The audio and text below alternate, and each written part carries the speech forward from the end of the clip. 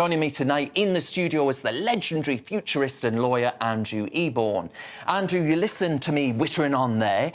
What do you think? Do you agree? Are you sceptical of the arguments that are made about assisted dying, or do you think actually it's compassionate and all of those other arguments that come with being in favour of it? What I love about this show is we always shine more light and less heat on the subject. And when people discuss these, they always go to the extremes. They always say, this is the worst case scenario where you've got to protect the vulnerable as opposed to freedom of choice. The law at the moment is very simple. In Section 2 of the Suicide Act, 1961, it's a criminal offence to assist or encourage somebody to kill themselves. And it's punishable by up to 14 years in prison. You have to balance that with Article 8 about freedom, about privacy and rights and respect and so on and so forth.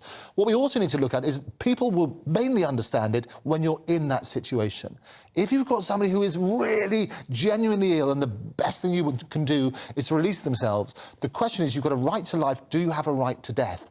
And I think it's looking at those sort of safeguards, if you like, to make that make sense. So the arguments, both sides, absolutely quote both extremes, but there is that middle ground. And I think in order to have a sensible debate, you have to have those who are directly affected. People often quote the example of an animal. If an animal is in distress, you would want to put it down. Now, that sounds very dramatic and quite inhumane and so on and so forth, but if you're looking at human life, you need to make sure that people make that element of choice. You've also got the line, if you like, about when you stop assistance, because what's counting as suicide if you withdraw medical treatment? So you work on that sort of principle. Where does that line get drawn accordingly? Absolutely. But I mean, if we look at the Canadian examples that I gave there, you know, you've got a veteran who was offered, a Paralympian, who was offered actually to end her life instead of wait for a stair lift. I mean, Paulie, here, there as well, I believe she was 47 years old, Andrew, 47 years old, and she has anorexia. She's suffered from anorexia nervosa all her life. Now, that is, I don't doubt, a completely debilitating condition to actually have and suffer from for that long a time. But we can't be saying to people that the only way out of a condition like anorexia is to end your life. Both of those examples are disgusting. But do you worry it could happen here? You know, the NHS isn't exactly in a good state, is it? No, and you made some great points in your brilliant opening. You sort of turned... Thank you. Here all week. Well, you called me legendary, so I've got to say something nice about you as well. But the principle is this, is people would be worried about finances, they'd be worried about being a burden on their family. If somebody was said, don't put a stair lift in, we can get rid of you straight away now, that's your choice. If those were true examples, then that would be appalling, and you need to look at that situation. What you're talking about is safeguards. So if you recognise somebody has a right to life and they have a right to choose what happens to themselves at the end of their life, and they want to speed up that process, then you have to make sure there are appropriate safeguards in place, so you don't take those extreme examples. I think that's where you need to look at it. And to be fair, the Canadians, they set out the different examples, and you've got to work, and it's still an ongoing feast. And we've had a number of attempts in the UK to do it, to balance the requirements of Article 8 with what we've got with the Suicide Act, and you need to make sure that those who are potentially affected can have that discussion. What would you want to do? Well, I tell you what, you know, I am deeply sceptical because of what happened during those years of the lockdowns and all the rest of it, because the mantra of protect the NHS became, and the NHS is the UK's only religion these days, as much as it saddens me. But honestly, I just cannot see any way in which actually this isn't abused, and that's what I feel deeply concerned about. But we'll come back to this later on in the show. Thank you, Andrew Eborn.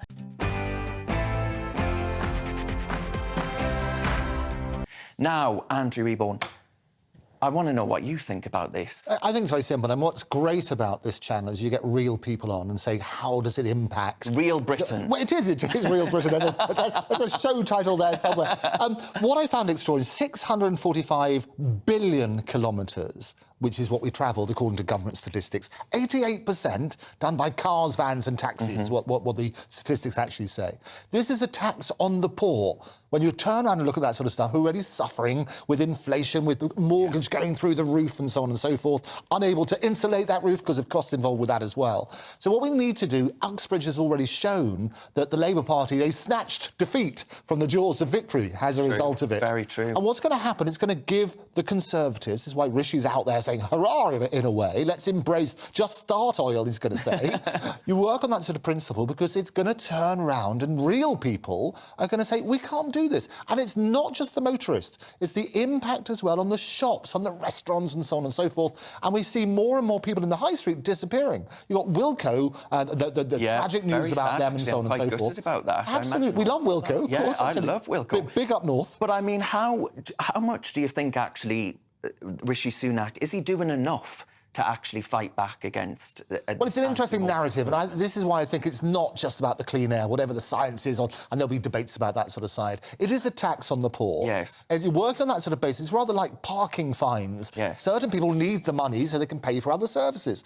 So what you need to do is listen to the real people. You turn around and talk about the real impact. It's all right talking about let's extend the scrappage value to £2,000 they've just done. Does that ameliorate it? Well, not really, because they still need their car. Yeah. 88% of travel is by car. So if you don't have a car, what are you going to do? Exactly. And you work on that sort of premise. So I think the reality is that let's talk to the real people. It needs to be revisited. I don't know anybody that I've heard speak about it publicly who genuinely believes ULEZ is a good idea for the reasons cited. And then the narrative, you know, again, with the net zero debate, and then we come to the ULEZ arguments that Sadiq Khan makes, actually, the data doesn't back up what he's saying, which is that London is getting far, far worse. That actually we're all breathing in toxic air. It's a wonder I made it into the studio from up there in the northeast, because actually London's air is so toxic, according to Mr. And it's extraordinary, because we've all become experts, haven't we? We've all become scientists, we've all become virologists, we're all experts on the Constitution. The reality is we don't know. So all we do is we peddle sound bites, and it's Edward Bernays, the father of PR, who says the best way to sell anything is through fear. Well, Sadiq Khan's doing a very good job at that. Andrew will be back shortly.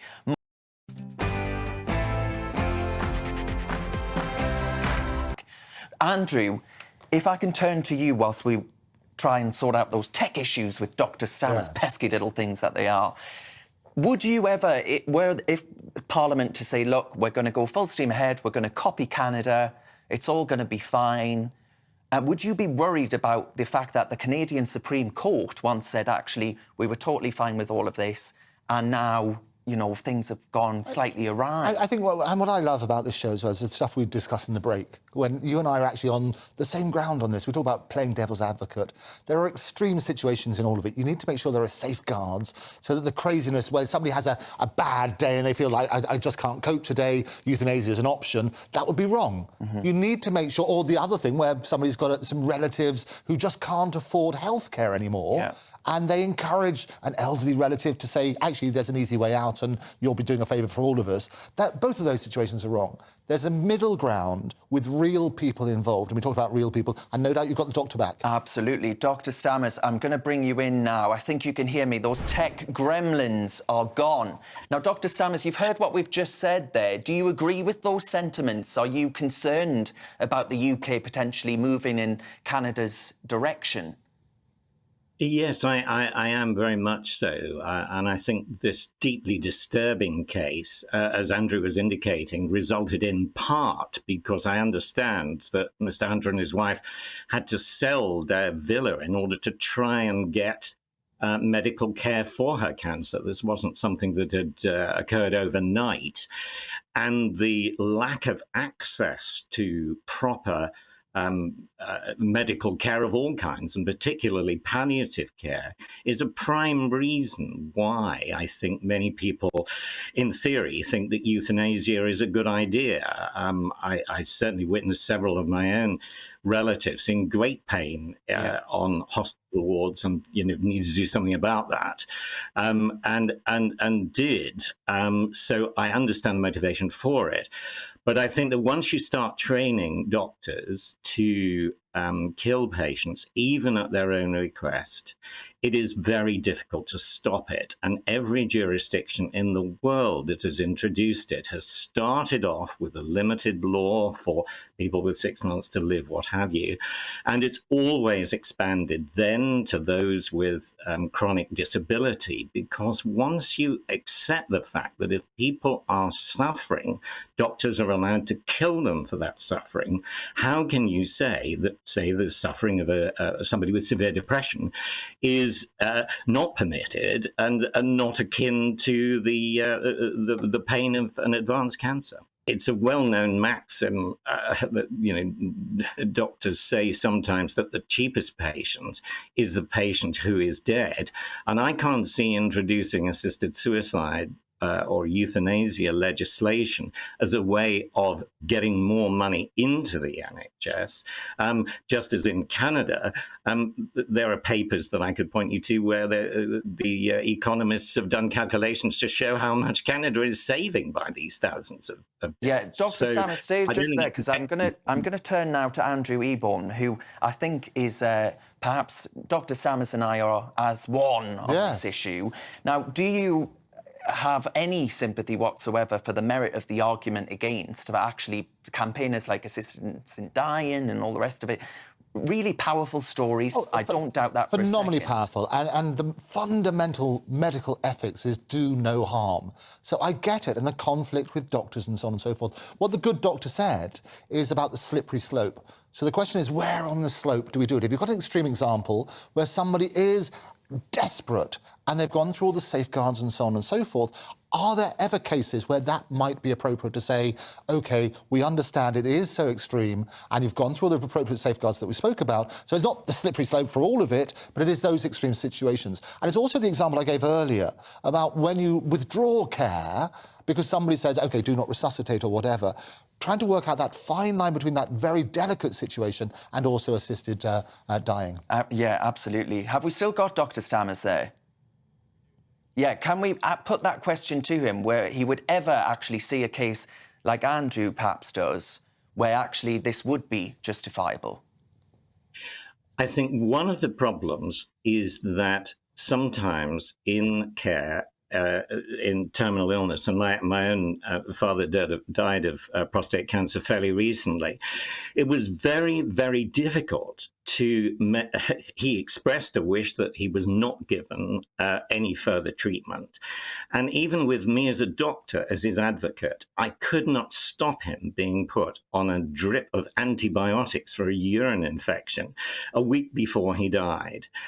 And it's that kind of meddlesome medicine of doctors not listening to patients' pleas and their relatives' pleas, that they do not want any more intervention, that I think makes deaths more painful. And we need to get, I think, patients understanding much more of their rights about what they can and cannot have, and then we may have fewer of these desperate cases where people are driven to do the kind of thing David Hunt.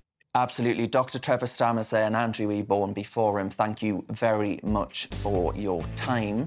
Now, finally, folks, after the break, we're going to be chatting to psychic medium James Griffiths about the most haunted places in the country. Spooky stuff. Don't go away. Welcome back to Neil Oliver Live. I'm still Darren Grimes and you're still wonderful. Thank you for your company. Now, my next guest was supposed to be the psychic medium James Griffiths, but unfortunately there's been some spooky goings-on with our connection there. So I'm going to turn to Andrew Eborn, who actually knows a thing or two about the most haunted crew. Remember that show? I love it, that absolutely. Was a spooky one. What I also love is the psychic, due to unforeseen circumstances, is not here. Exactly. And perfect, wonderful stuff. It's brilliant. Friend of mine, Richard Jones, used to be the historian on Most Haunted with Derek Akura.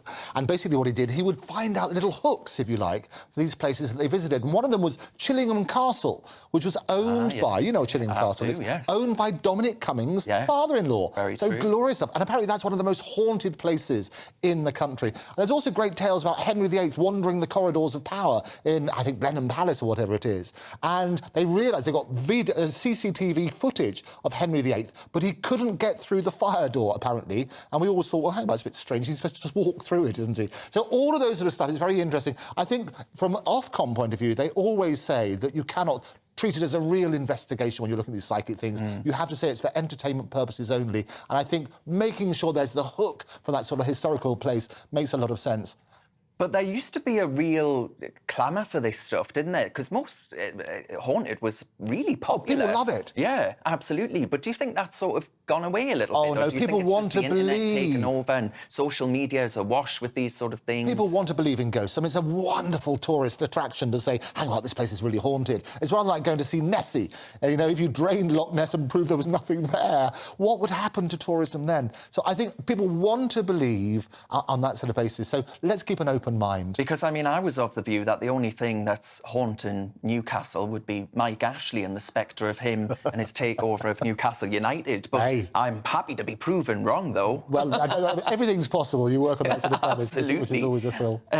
Now, I mean, I've never, ever seen a ghost. Yes. Have you? To be honest, I haven't. And another friend of mine, Nick Pope, talks about UFOs. I mean, those are in the news as well. They are. And all it is unidentified flying object. Doesn't mean that we've seen an alien, but we can keep an open mind on that sort of basis. An open mind, though, but come on. You must think a lot of this is a bit pie in the sky, tin. But something in the sky. Something in the sky, yes. Sort of but also, I think it would be arrogant for us to turn around when we're living one tiny planet in amongst a galaxy of a zillion stars. To turn around and say there's not life on any of them, I think would be wrong. I like the idea. Let's keep an open mind. So far, I haven't seen an alien. So far, I haven't seen a ghost. But if I see one tomorrow, I'll come back on and tell you. Well, yeah, I wouldn't mind knowing a few psychics and mediums, so I'll have to get James's contact details when he's next in Newcastle, because I'd quite like the lottery numbers. I'll tell you that for free. Now, Andrew Eborn, thank you very much for filling in there. Now, we were supposed to be talking about ghosts, of course, at the Theatre Royal. That would have been fascinating, wouldn't it? Now, folks, thank you very much for your company. It's been an absolutely cracking show, if I do say so myself. Andrew Eborn has made the magic. Now, thank you very much to all of my other guests, of course, this evening. Coming up next, it's Calvin's Common Sense Crusade with the wonderful Emma Webb. You won't want to miss that.